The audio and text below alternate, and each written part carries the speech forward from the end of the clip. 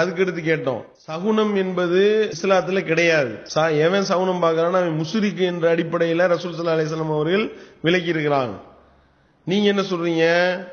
புகாரில இருக்கக்கூடிய ஆதாரபூர்வமான செய்தியை யாரேனும் மறுத்தால் அவர்கள் கொல்லப்பட வேண்டியவர்கள் சொன்னீங்களா இல்லையா? உங்க வாயிலிருந்து தானே வந்துச்சு. இஸ்லாமிய ஆட்சி இருந்து அந்த ஆட்சி கீழே இவர்கள் இருந்தால் இஸ்லாமிய சட்டப்படி இவர்கள் கொல்லப்பட வேண்டியவர்கள் தான். அதை மாற்றுக்கிறதே இல்லை. அப்படி கொல்லப்பட வேண்டியவர் என்று நீங்க சொன்னீங்களே, உங்கள்கிட்ட புகாரில இருக்கக்கூடிய சகுனம் செய்தி சம்பந்தமா கேள்வி கேட்டாங்க. இந்த மாதிரி சகுனம் என்பது உண்மை அப்படின்னு நபிகள் நாயகம் ஸல்லல்லாஹு அலைஹி வஸல்லம் சொன்னதாக ஹதீஸ் இருக்கு, புகாரில பதிவு செய்யப்பட்டிருக்கு. அது சம்பந்தமா கேட்டாங்க. அதுக்கு என்ன சொன்னீங்க? அந்த ஹதீஸை ஏத்துக்கிற கூடாது. எப்படி? ஆதாரபூர்வமான ஹதீஸாக இருந்தாலும் அறிவிப்பாளர் வரிசை கரெக்டாக இருந்தாலும் அதை ஏற்றுக்கொள்ள கூடாது.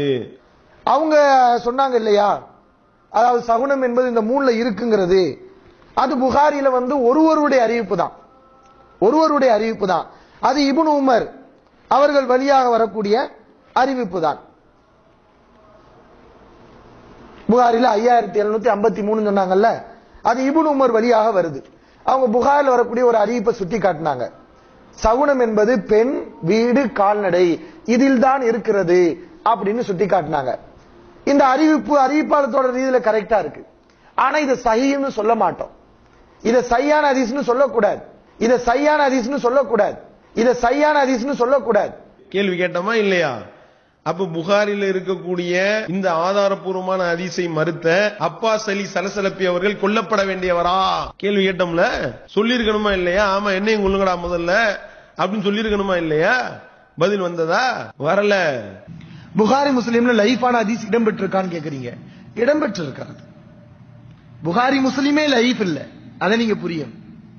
புகாரி முஸ்லீமுக்குரிய பேரு சஹீஹ். எப்படி? அதாவது எந்த ஒரு விஷயத்தையும் ஒட்டுமொத்தத்தையும் பார்க்கும். புகாரில பல ஆயிரக்கணக்கான ஹதீஸ் இருக்கு. அதுல பெரும்பாலான பகுதி ஒரு 90% 95% சஹீஹான ஹதீஸ். லைஃபான ஹதீஸ் இருக்குது. அது எவ்வளவு? ஒரு 5% இருக்குது. புகாரி இமாம் பதிவு பண்ணாலும் சஹீஹ் சொல்லல. சொல்லுங்க, பதில் சொல்லுங்க, இதுக்கு பதில் சொல்லுங்க. அதுக்கடுத்து கேள்வி கேட்டோம். என்ன? இப்ப கேட்ட கேள்வி சாதாரண கேள்வி கிடையாது, பாரதூரமாக உங்கள் மீது வைக்கப்பட்ட கேள்வி. நீங்க ஆயிஷா ரலியல்லாஹு அன்ஹா அவர்கள் மேல அவதூறு சொன்ன கேள்வி அது.